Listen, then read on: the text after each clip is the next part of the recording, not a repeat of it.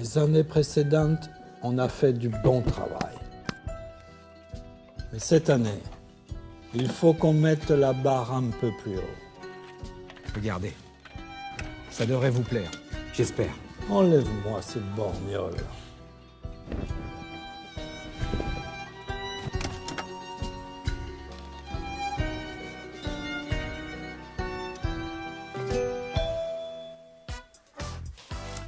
Bonjour à tous, bonjour à toutes. Bonjour, j'espère que tout va bien en cette belle journée. Ici, nous sommes en direct de Lyon, Villeurbanne. Vous le savez, pour cette épopée de 3 jours avec des émissions tournées dans les conditions du direct, réalisées, produites par les étudiantes de l'ESSEC, l'ARFIS. Bienvenue, aujourd'hui on va évoquer un sujet central que vous connaissez, qui nous interpelle. On va parler de notre avenir, c'est l'éco-production. Comment continuer à faire notre métier dans le cinéma, dans l'audiovisuel, tout en respectant davantage la planète? Voilà des questions que je vais poser à nos invités. Pour que tout soit clair, sachez que chaque année, dans notre pays, en France, notre secteur émet l'équivalent de 1,7 million de tonnes de CO2 dans l'atmosphère. C'est trop, et donc on va réduire tout cela. Et puis parce qu'on a envie d'être exemplaire, en fin de direct, avec vous, on fera le bilan carbone de cette émission, de cette production. On verra là aussi quels sont, poste par poste, peut-être les moyens de faire mieux. Et tout de suite, pour en savoir plus, on a plein de questions à lui poser. On va recevoir un éco-manager, il s'appelle Mathieu Thiel. On l'accueille. Bienvenue Mathieu. Salut Mathieu, bienvenue.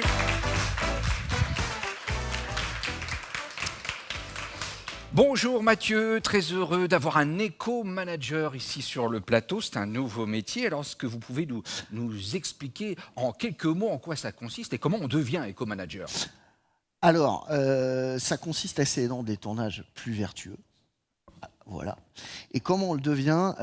En se formant, tout simplement. Tout simplement. Et je pense qu'en ayant un petit bagage de régisseur avant, c'est un gros plus. Alors, ça tombe bien et merci pour la transition parce qu'on va maintenant recevoir un spécialiste, un régisseur repéreur qui est très concerné par la cause écologique, très sensible à la planète. Il s'agit de Gaël Chevalier qu'on accueille tout de suite. Bienvenue Gaël. Bienvenue.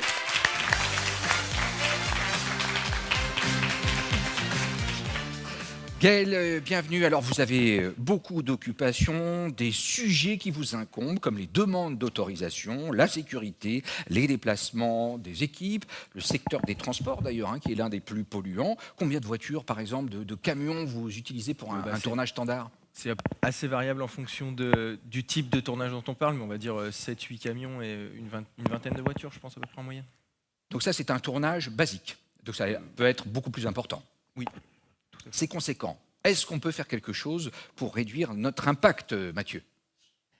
Alors, oui, tout simple. Il y a plein de choses qui peuvent être faites, mais le plus dur va être de changer les habitudes, évidemment, mais en mutualisant, en réduisant, et je pense en essayant de favoriser aussi les transports plus légers, type le vélo, les transports en commun.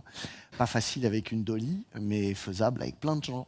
Oui, donc pas facile avec une grue, pas facile avec une caméra. Est-ce que vous pensez, Gaël, forcément, ces solutions extrêmement simples sont réalistes aujourd'hui? Est-ce qu'elles sont applicables? Oui, surtout sur un tournage urbain. Après, je pense que les enjeux majeurs, ils sont sur les déplacements de comédiens, quand ils prennent l'avion, par exemple, ou l'hélicoptère. Donc vous parlez des jets privés, des choses comme ça? Ouais, ça arrive quand même, mais ça pique en CO2. Il y a un autre secteur important, c'est le catering. L'alimentation, les cantines de tournage. Est-ce qu'il faudrait qu'on devienne tous végétariens, par exemple, pour régler le problème, Gaël? En tout cas, ça peut être envisagé comme une des solutions à prendre en compte. Ouais. En tout cas, on sait que la viande, ça coûte cher en carbone, quoi. Mais ça, vous pouvez l'expliquer aux acteurs, aux techniciens? Ça vous est déjà arrivé? Alors, moi, sur les 2 tournages que je viens de faire, j'avais imposé un repas végétarien par semaine. J'ai tendance à croire qu'en fait, si on était un peu plus vertueux au boulot, on pourrait se sentir plus libre dans la vraie vie. Après, je crois que des gens ont besoin de liberté tout le temps, mais en tout cas, faire que du végétarien, ça peut être un bel objectif. Encore faut-il avoir des cantines qui sachent le faire.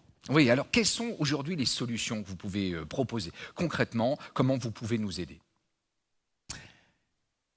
Alors, il faut savoir que cantinier, c'est un métier extrêmement difficile.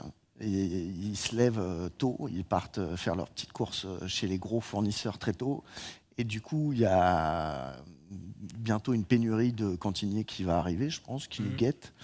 Du coup, il va falloir réfléchir à le métier différemment.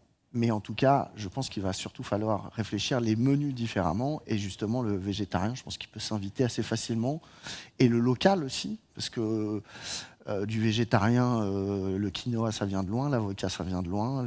Il y a plein de trucs qui viennent de très loin. Donc je pense que le local, sans tomber dans l'ayatollah du végétarisme ou du véganisme, se trouve un peu au milieu de tout ça. Bon, dans ma loge ce matin, pour votre info, j'avais des carottes. Je ne sais pas si c'était local, mais en tout cas, c'était un peu exotique pour débuter la matinée. Je les réserve pour tout à l'heure. J'ai débuté avec des clémentines. Alors, quel lien entre le régisseur et l'éco-manager sur le terrain ? Ils sont assez nombreux en fait. Disons qu'il va nous inviter à pratiquer notre métier d'une nouvelle manière. Il va nous parler pour ceux qui sont moins au courant, je sais pas moi, d'éco-cup,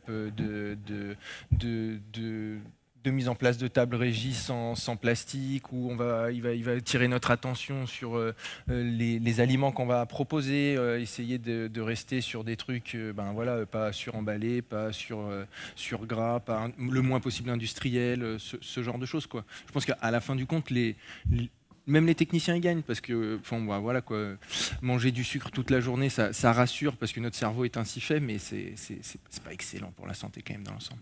Mais c'est pas trop de contraintes tout ça pour vous au quotidien ? C'est toujours pareil, faut savoir ce qu'on veut et puis moi je trouve que c'est un pli à prendre. Une fois qu'on a pris le pli et qu'on s'est organisé correctement, c'est une façon d'envisager les choses et un pli à prendre. Une fois qu'il est pris, franchement, c'est faux de dire que c'est de la... Et vous pensez que le métier est prêt ? Pas plus que la société. Sauf qu'il va falloir le faire, c'est tout quoi. Point. Donc après.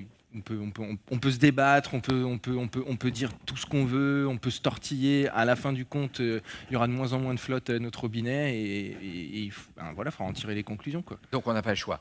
À mon sens, non. Allez, un mot positif peut-être. Ensuite, je vous montrerai un témoignage intéressant du côté d'Auvergne-Rhône-Alpes Cinéma, où on a pris conscience depuis un certain nombre d'années qu'il fallait faire des efforts. Quel message vous voudriez passer aux jeunes qui se lancent dans le métier par rapport au respect de la planète ? D'y faire attention, tout simplement, de trouver les équilibres nécessaires à faire avancer les choses, mais de le faire en équilibre, pas de partir, parce qu'il y a des risques de partir dans plein de directions très forts, et je pense que c'est important de conserver des équilibres. Ok. Eh bien, merci infiniment, Gaël Chevalier, d'avoir été avec nous. Vous pouvez l'applaudir. Merci, Gaël. Dans notre région, je vous le disais, en Auvergne-Rhône-Alpes, on fait attention à la planète au niveau des tournages. On va en savoir davantage avec Aurélie Malfroy-Camine, qui est responsable de l'accueil des tournages. Regardez, voici son interview. L'idée aujourd'hui, en tout cas du bureau d'accueil des tournages, c'est d'arriver en conseil, en amont, le plus tôt possible, parce qu'on a parfaitement conscience que plus on sensibilise les équipes tôt, meilleurs seront les résultats sur le terrain. Et une des toutes premières questions, interrogations de la production, ça a été justement de nous interroger sur un éco-manager, sur l'identification d'une personne qui pourra accompagner tout au long de la préparation et tout au long du tournage ces efforts d'éco-responsabilité. Précisément, le mois de mai 2020, le CNC a enclenché ce qu'ils appellent le plan Action, qui a vocation à se dérouler sur 3 phases et à amener l'ensemble des productions cinéma audiovisuel qui bénéficieraient ou qui souhaiteraient bénéficier des aides du CNC à travailler sur leur impact environnemental et donc sur une éco-responsabilité des tournages. Dans quelques années, alors il va falloir quelques années évidemment, mais il ne s'agira plus de contraintes, il s'agira d'une évidence que de travailler à l'optimisation de l'impact sur l'environnement de nos activités en cinéma audiovisuel en tournage. Voilà, on l'a compris, il faudra un petit peu de temps, mais on a tout pour réussir et surtout beaucoup de motivation. On va maintenant s'intéresser à un autre sujet important qui est à l'origine de beaucoup de pollution, c'est le stockage des données dans le milieu du streaming notamment et de la SVOD. Et pour en savoir plus, je vous propose d'accueillir Maxime Bonzi, président de Sofa VOD. Bienvenue.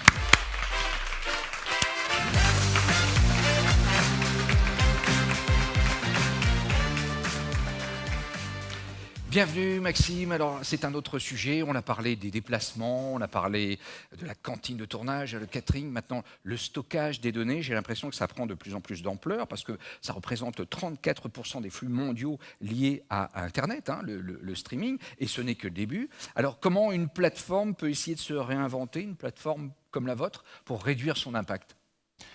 Les premiers aspects qu'on peut mettre en place, nous, à notre échelle, en tout cas de plateforme, c'est surtout réduire la taille que les données prennent sur les serveurs, donc les disques durs. Donc ça passe essentiellement par l'encodage.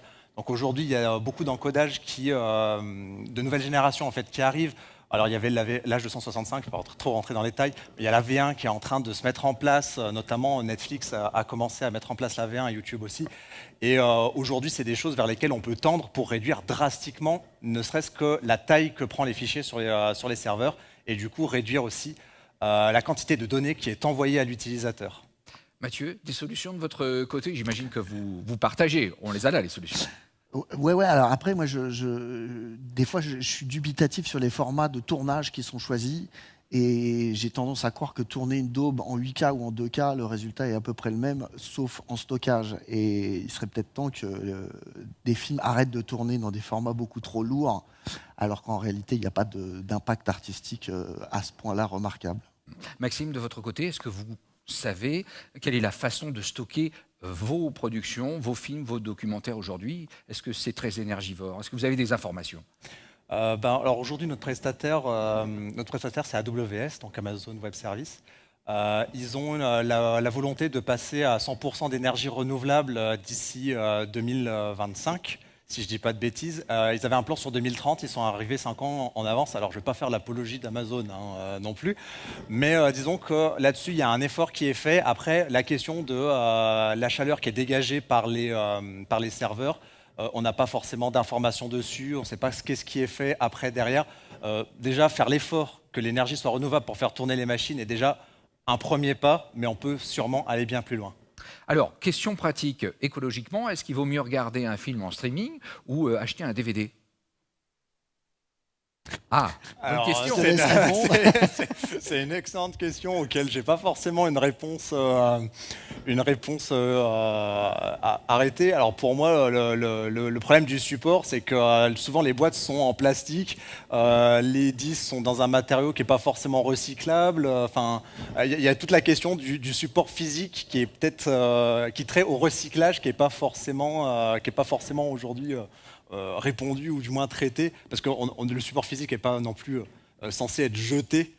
À la base, c'est censé être quelque chose qu'on achète, qu'on garde chez soi, ou alors qu'on reprête, c'est censé tourner et pas forcément être jeté. Après, dans les faits, il y a quand même beaucoup de déchets qui sont issus de ça. Ça reste du plastique. L'avis de l'éco-manager? Je sais qu'il y a un geste qui est assez simple à faire, et c'est aussi ça, mon métier, c'est plein de petits gestes, c'est de télécharger le film sur le site de streaming avant de le regarder. Vraisemblablement, c'est beaucoup moins lourd en énergie qu'en le regardant en flux direct. Peut-être tu me infirmeras ça, mais on m'a dit que c'était... On fera les calculs.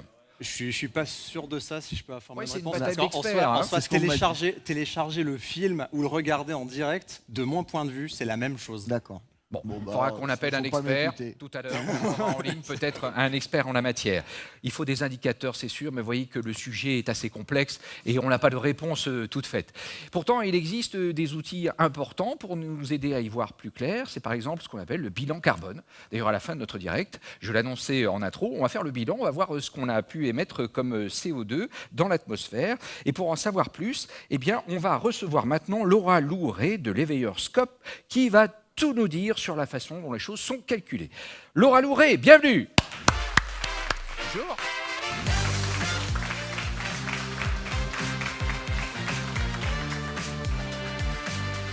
Bienvenue Laura Lou, merci beaucoup d'être avec nous. Vous faites partie de la société coopérative, c'est important, hein, coopérative, c'est un esprit de partage. L'éveilleur Scope qui forme entre autres à l'importance de la transition écologique dans le milieu du cinéma. Concrètement, qu'est-ce que vous faites ? Concrètement, on est une structure coopérative, comme l'on le dit exactement, et on accompagne par la formation, puisqu'on est organisme de formation, la sensibilisation et l'accompagnement des structures du secteur culturel et artistique, et puis d'autres types d'organisations, comme les associations, entreprises et collectivités, dans leur démarche. Donc c'est vraiment les aider à se mettre en mouvement, à se mobiliser par différentes méthodes, outils, ateliers. Alors, à propos d'outils, est-ce que vous pouvez nous éclairer un bilan carbone, en quoi ça consiste? En quelques mots. Alors un bilan carbone, c'est tout simplement la mesure des émissions CO2 émises par les activités humaines et donc l'activité d'une structure, d'une production, voilà. Donc ça veut dire qu'il faut tout mesurer? Oui, il y a beaucoup de points à mesurer. Le papier, les transports, les coûts de téléphone, etc. Oui. Très bien. Alors, est-ce que parmi vous, Mathieu et Maxime, vous avez déjà utilisé et fait appel à un bilan carbone?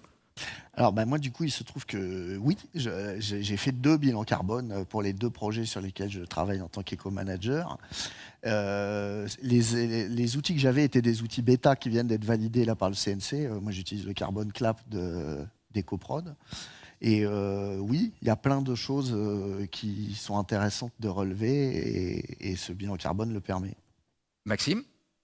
Oui, nous on a fait notre bilan carbone récemment. Alors après, c'est pareil, hein, c'est une estimation, donc c'est difficile d'être, on va dire, 100% fiable. Moi, je suis un peu dubitatif sur la manière dont c'est calculé, mais oui, c'est des outils que j'utilisais. Alors moi, l'outil que j'utilisais, c'est un outil en ligne qui s'appelle Carbone, tout simplement. Voilà, qui en fait, nous, c'est pas spécifique au cinéma, c'est vraiment les entreprises d'une manière générale, parce que nous, en fait, certes, on diffuse des films, mais notre activité n'est pas la réalisation de films et la production de films en elle-même, et traite plus en fait du service internet que de la réelle production de films. Avec du coup les outils aujourd'hui qui sont mis à disposition pour calculer le bilan carbone d'une production ne sont pas adaptés à notre activité. On va voir un peu dans le détail à quoi ressemble cet outil. Tout est calculé, hein, secteur par secteur, donc le transport, bien sûr, mais aussi la nourriture, par exemple, et puis il y a les décors, la post-production, l'énergie, tous les secteurs importants, mais aussi, bien sûr, il y a les déplacements, l'hébergement, par exemple, qui est quelque chose de fondamental, y compris les jets privés. Hein. Là, on ne va pas enfoncer le clou, mais c'est un vrai souci. Alors, est-ce que vous avez une idée, tous les deux, tous les trois, vous qui êtes des spécialistes, de ce que l'énergie, d'une manière générale, représente dans l'impact écologique d'un tournage? Je préfère pas dire de bêtises comme c'est colossal. Hein. Il y a des données qui ont été transmises par Sequoia, qui est un bureau d'accompagnement. Pour eux, selon leurs études, un tournage dans long métrage émet environ 50 tonnes de CO2. Ça équivaut à 375 allers-retours Paris-New York. Si on veut une échelle un petit peu plus accessible pour nous, ça serait 230 000 km en voiture thermique. Donc ça correspond presque à la durée de vie moyenne d'un moteur de voiture. Bon, moi je propose qu'on éteigne tout de suite les lumières, on coupe tout, parce qu'on ne peut pas continuer comme ça. Enfin, c'est pas possible. Vous aviez idée de ces chiffres? Non, moi je peux à peu près avoir une visu sur quel est le pourcentage de quel poste consomme est le plus un bilan le plus lourd en fait dans un tournage, mais après la consommation énergétique globale d'un tournage, bon, je ne sais pas. Moi, j'ai un film là dont j'ai fait le bilan carbone définitif là, et il est à 95 tonnes de CO2. Voilà. Et c'était un petit film. Alors, il y a un autre poste auquel on pense moins. On a évoqué un petit peu les décors tout à l'heure dans cet outil, mais il y a l'habillage, le maquillage, la coiffure, c'est ce qu'on appelle HMC. Mathieu, au niveau de cette consommation de ce poste, est-ce que vous avez quelques détails peut-être de ce que ça représente dans un bilan? Alors, c'est pas énorme parce que c'est aussi des parents pauvres, on va pas se mentir. Beaucoup plus que, en gros, dans le cinéma français, on donne beaucoup d'argent pour les moyens techniques, beaucoup moins pour les moyens artistiques, curieusement. Faut savoir que le maquillage et la coiffure, il y a de plus en plus de marques qui sont considérées comme vertueuses, qui sont apparues avec des succès plutôt probants, parce que c'est quand même en contact avec la peau de nos talents, comme on dit. Sur les costumes, en revanche, il y en a encore beaucoup qui sont contraints de passer par les marques dites de fast fashion, parce que le budget ne permet pas de faire différemment. Donc il y a la mutualisation, évidemment, les locations de costumes qui sont la base de bien des films, mais il y a beaucoup d'efforts à faire sur ça. Après, clairement, je pense que ça reste assez petit le rapport par rapport à la quantité d'énergie de plein d'autres secteurs. Votre avis sur ce secteur HMC? Oui, non, je suis complètement d'accord avec ce qui a été dit. Il y a d'autres secteurs qui sont bien plus émetteurs. Alors, en effet, il faut agir sur tous les piliers, tous les axes possibles. Mais voilà, il y a des choses qui sont faites avec des marques éthiques, possiblement, mais... Bon, globalement, quel est votre avis sur ce type de calculateur? Pour vous, ça peut réorienter un petit peu la production, d'avoir tous ces chiffres et de voir quels sont les secteurs qui polluent le plus? Pour moi, c'est intéressant d'avoir effectivement ce genre de vision en fait sur quel secteur pollue le plus sur un tournage, ne serait-ce que pour savoir où concentrer les efforts en priorité pour réduire en fait l'impact carbone d'un tournage. C'est-à-dire qu'en fait, sur quelque chose qui va représenter 2% ou 1% du tournage, c'est peut-être pas la peine de faire beaucoup d'efforts là-dessus. Mais par contre, par exemple, le déplacement ou l'hébergement, c'est quelque chose qui représente une part assez volumineuse d'un tournage. Et c'est là-dessus qu'il faut concentrer les efforts et trouver des alternatives. Et elles existent. Voilà, donc se concentrer sur les gros postes émetteurs de CO2, mais faire des efforts un petit peu partout, et notamment au niveau des décors. Vous allez le voir, on n'y pense pas assez, mais la déco influe beaucoup sur le coût écologique d'un film. Pour en parler, eh bien avec notre équipe, nous avons rencontré une jeune chef décoratrice. Elle s'appelle Juliette Le Guen, et elle répond à nos questions.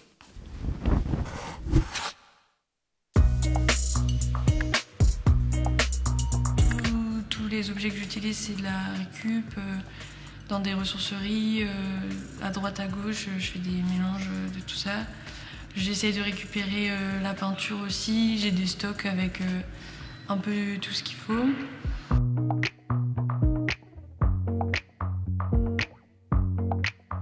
Il y avait un décor de dortoir, donc on avait acheté beaucoup de lits et de matelas. Ça, on a essayé de tout donner un squat.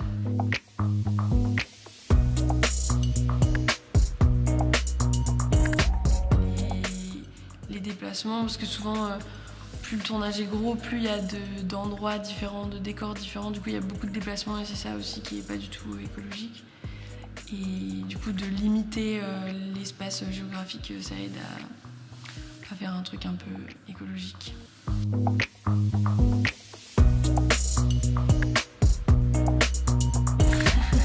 Parfois c'est plus écologique de faire tout dans un studio, parce que du coup il n'y a pas de déplacement. Globalement, ça coûte moins cher. Eh oui, ça coûte moins cher en studio, mais vous le voyez, rien ne se perd, tout se transforme. C'est Lavoisier qui disait ça, mais là encore, c'est vérifié. Si vous nous suivez depuis le début de cette émission, je vous l'ai annoncé, on s'est engagé à faire le bilan carbone de ce direct, donc c'est un moment important. On va découvrir l'ampleur des dégâts, si j'ose dire. Donc attention, voici notre émission, nos émissions, 2,6 tonnes d'émissions de CO2. Une réaction tout de suite des spécialistes, Laura Lou. Alors, moi, j'ai pu un petit peu étudier déjà les données, donc peut-être qu'il faut attendre de voir les pôles les plus impactants, mais c'est déjà un bon, on va dire un bon chiffre, puisqu'il y a eu des efforts qui ont été faits. Belle performance. Mathieu, votre réaction, Maxime? Ça, en fait, dès qu'on parle de tonnes, tout paraît énorme. Mais j'ai l'impression qu'il serait intéressant, c'est de mettre un comparatif avec des choses concrètes. Donc je sais que l'ADEME a créé des outils qui permettent de comparer, par exemple, avec l'eau du robinet, son émission carbone, et tout devient intéressant de mettre en perspective avec ça. Donc l'ADEME, c'est l'agence de la maîtrise de l'énergie et de la protection aussi de notre milieu. Agence qu'on peut consulter pour avoir des conseils, bien sûr. Une réaction de votre côté, Maxime? Moi, je trouve que pour une émission seule, ça me paraît beaucoup. Alors après, c'est à titre personnel et en rapport à ce que je fais avec Sofa VOD, mais oui, ça me paraît vraiment beaucoup. On va aller maintenant dans le détail et on va découvrir quels ont été, secteur par secteur, les postes les plus influents. Alors regardez, on a des petits graphiques ici, on est un petit peu comme à l'école.